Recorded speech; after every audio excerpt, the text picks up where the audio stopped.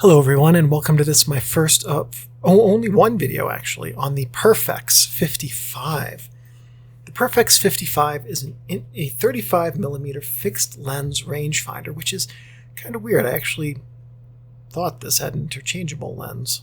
It might have been that later versions of this had an interchangeable lens. For some reason I had it in my head this one did too. Yeah, that ain't coming off. At least not intentionally. Anyway. So that means that this lens is fixed in place and can't come off, and it can take any 35mm film. This is an incredibly big and heavy camera for that tiny little lens, isn't it? So at any rate, it has no light meter. It has a focal plane shutter. The shutter speeds are 1/1250th of a second to a full second, as well as bulb. Oh yeah. Yeah, because here's the slow shutter speed. Sorry, it's the beginning of 2024, and I'm finally getting to all of the scripts I wrote in 2022 and early 2023. All right, anyway. The flash sync on this is not applicable, which is going to be weird. You're going to look at the top and say, hey, there's a hot shoe there, and that is, in fact, a hot shoe. Why can't it trigger a flash? Because the wiring in this camera was designed to trigger an M bulb flash. If you use an X flash, a standard flash like this one on this camera, the sync timing will not be correct and the flash won't trigger at the correct time. So in today's photography use, if you have a flash with a reusable bulb, it will not work on this camera, period, end of story. And one last thing about this camera. It is kind of crazy what 50 cents used to be able to buy, isn't it? The target market for this camera was the entry-level user. It had a low price, which I kind of just alluded to.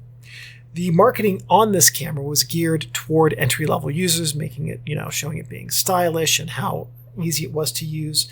Honestly, it is quite an impressive camera for the intended market and the price that it fetched. The models of this from before World War II have an extinction meter on them. An extinction meter is something we don't see today that much anymore, but basically what it was is you would have a window over here, and you'd look through the back of it, and inside that window would be like a black sheet of some material, and then there would be numbers, 0 or 1 through 7 or 8, maybe a little bit higher. And those numbers would have different illuminances based on how bright it was. So for instance, if the 8 was lit up, that was like the thickest shading of the material, and that meant it was a very bright day. If the 1 was lit up, that might be like an indoor setting. And so by determining where the light was going extinct in those numbers, then the photographer could determine how much light there was and which settings were needed. So if you have one of these with an extinction meter, it's a pre-World War II camera. Models after World War II do not have the extinction meter, and insofar as I could tell, the latter versions also do not allow the lens to be removed. I think the pre-World War II models had removable lenses. This was made by the Candid Camera Company. If you've seen enough of my old videos and seen some of the Bakelite plastic fantastic Candid cameras that took 1/27 film, you might recognize the name of that company. It was made in Chicago from 1940 until 1947. It was preceded by the 44, followed by the Deluxe. So if you have your Perfex 55, we're going to go over all of the features and functions on this camera, starting here on the top. And this is your film rewind knob. This is your flash hot shoe for your M flashes, or a cold shoe now for standard flashes. Well, actually, here that's not even going to work either because each standard flash won't time correctly. This is your shutter release button and your shutter speed selection dial, which, there we go, is just have to advance the film first, and then you lift up the shutter speed selection dial to change shutter speeds. Press the shutter button to trigger the shutter, advance the film. Here's your frame counter with a manually resetting frame count. And what you do is you are supposed to just kind of press it and turn, but there's no real easy way to do that. But you might be able to see as I advance, each time the number is advancing here by 1. So if you always shoot 36 exposure frames, then you'll never have to reset that anyway. That's my best advice on that. Fascinating. Okay. On the front of the camera, we have a few different things, and this is really going to be kind of weird. This and this are the rangefinder windows, and they're very far apart, like further than I think I've seen on any other rangefinder camera, which should theoretically give you very accurate focus. And this is the viewfinder window, which means the light coming in from this window and this window, this window's light bounces off a mirror here, crosses in front of the viewfinder or through the viewfinder area to a mirror over here on this side. So when you look through the viewfinder, you're looking through the light beams from the rangefinder windows. That's kind of fascinating to me. This is what you would use to compose your scene, and then this shows an enlarged portion of the center of the scene that you would use for focusing. When you adjust the focus on your lens, what happens is that this has two superimposed images that kind of come to where they're overlapped, and when they overlap, then what's in front of the lens is in focus. Here we have the make and model Perfex 55, viewfinder window, rangefinder window. This is your lens and your focus right here for the lens.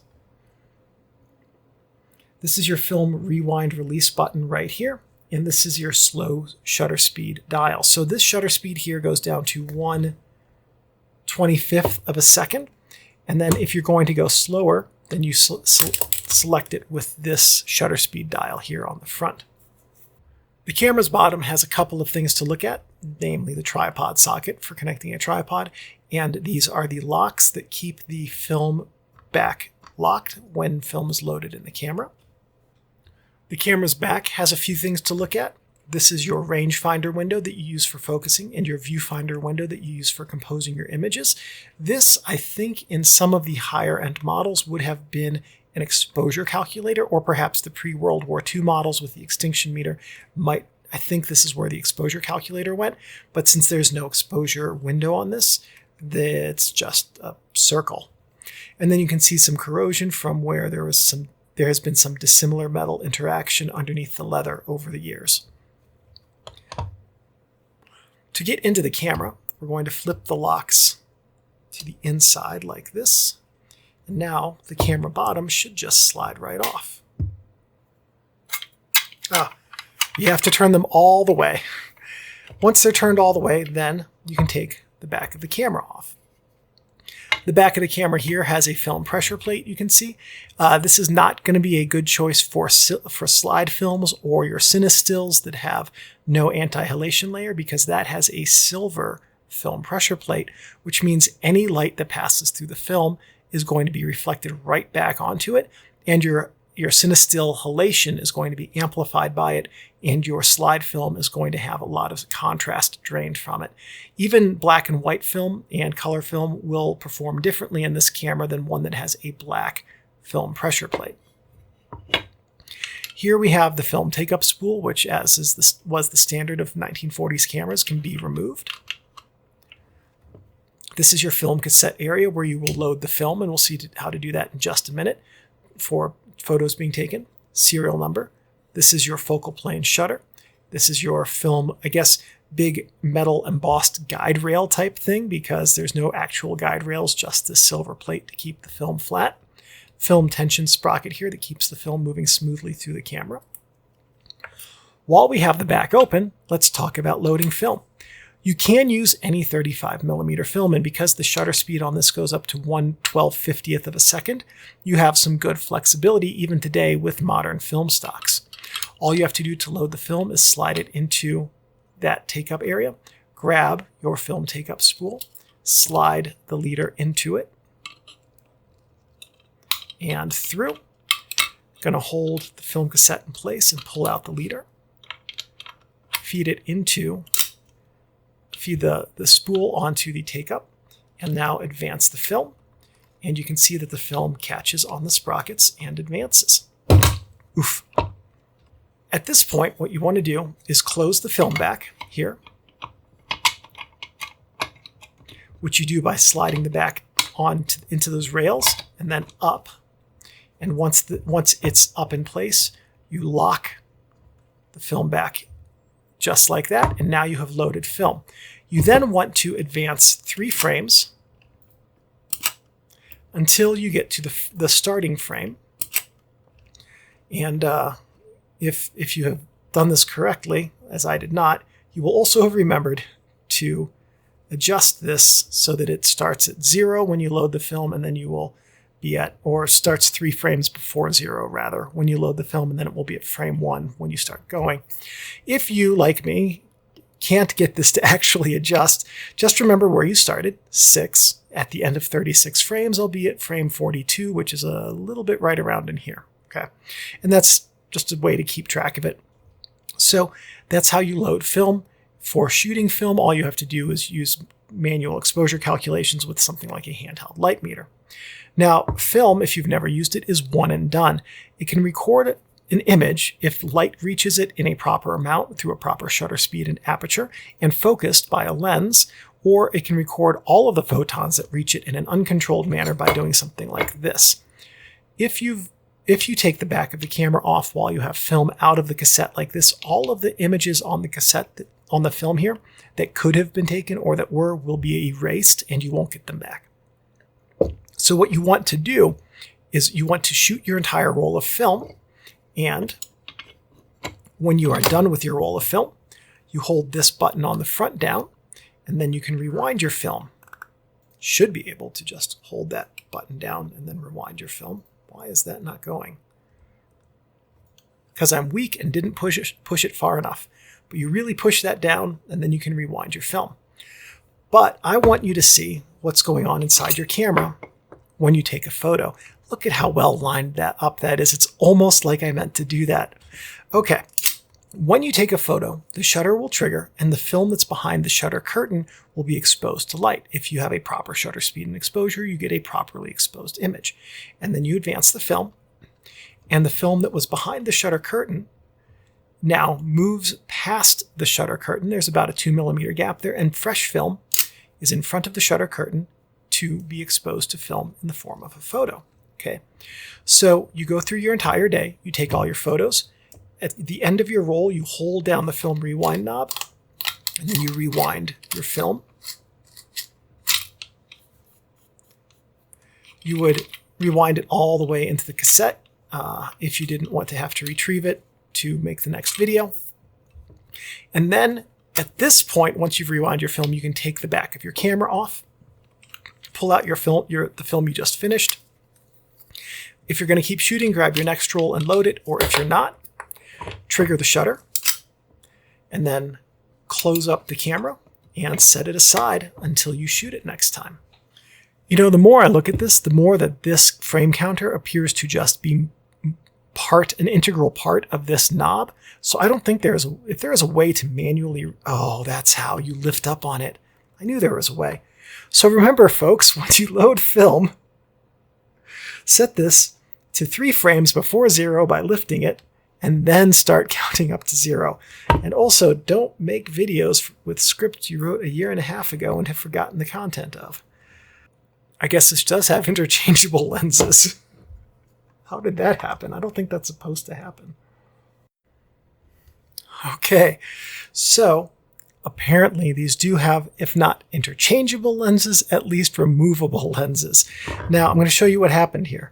This has a reverse thread, by the way, which is really weird. It took me way longer than I'm going to admit to get this lens remounted. But as this removes, there's a rivet here and a rivet here. This is your infinity and your close focus stop. Behind this rivet, there's a little spring mechanism. And if that spring mechanism gets stuck because there's dirt in it, which is what happened with me just a couple of minutes ago, that spring mechanism can be stuck down in there. And then the camera can go right past the hard stop and the lens can just unscrew and come out. So you can remove the lens. If you had one of these bodies, it was completely rusty and you wanted to try to mount this lens onto an adapter, you could do that by removing the lens that way. However, this is reverse threaded and this is the only focusing helical. So you'd have to come up with some other way to do focusing. At any rate, now that I have the lens reconnected, let's talk about the actual markings on the lens. And for this, I'm going to get us up close with it. On the front of the lens, pretty easy to see here, we have your infinity point, your focusing marks, right? At the top, at infinity focus, infinity is right up here. As we focus closer, we can get up to as close as 3 feet. That's a stunningly good close focus point for an entry-level rangefinder. This is really a stunningly well-made rangefinder. I'm consistently impressed by it. At any rate, all you have to do is adjust this, and then you will get to your selected focus distance. Here on the lens, you can see that this is a Wollensak f2.8, a 50mm f2.8 Wollensak Perfex Velo Stigmat lens. The Velo Stigmat was one of the Wollensak designs. I think it was basically a Tesser. Don't quote me on that. I'm going off memory right now as I record this video. They're regarded as decent. Right? As a general statement about Velo Stigmat lenses from Wollensak writ large, they're regarded as decent. I wouldn't expect this to be the single most exciting lens you ever use in your life. It is incredibly tiny. I believe also that there is an enlarger version of this lens. So if you're looking at this lens and saying, geez, I want to get one of these cameras so I can harvest this lens and then figure out a way to mount it onto whatever I have. I mean, I guess you could. You just take this off and then you can unscrew this Velo Stigmat lens from behind. But I believe there's also an M39 threaded version of this. It would not have a focusing helical, but that might be something easier to adapt. With your Velo Stigmat lens, if you look on the top of it, you have your aperture scale here. And this dial on the front of it is what you use to control the aperture. And you can see that it goes from f2.8 all the way down to f22. And I believe as you focus, you have a second scale here so that you are never having to crane your head around to find a focusing scale. And now, in fact, a third scale. So I guess it was just kind of cheaper to engrave 3 focusing scales than to make the focusing helicoid not spin. I guess that kind of makes sense. So to focus, all you have to do is select your focus point and focus with your rangefinder, and then you just select your aperture based on what your light meter tells you is appropriate for the lighting you have in front of you. So that leaves us just with 2 more things to talk about on this camera. And the first one we're going to do is talk about how to use the slow speed shutter dial. For that, we're going to make sure the film's advanced. It is. We're going to lift up on the shutter speed dial and change this to the slowest shutter speed of 1/125th and C right there. Then we're going to come up here to the slow speed shutter dial, and that red dot right there is the indicator. So with the slow speed shutter dial, I'm going to kind of tell you in concept how it works, because this slow speed dial is kind of messed up on my camera. But basically, the way that this is, as I understand it, you set this to the slowest shutter speed up at the top. And then when you do that, you come down here and you set the shutter speed on this dial. You lift it and set it to the correct shutter speed. Now, as you might notice, this red index doesn't actually line up with the numbers correctly.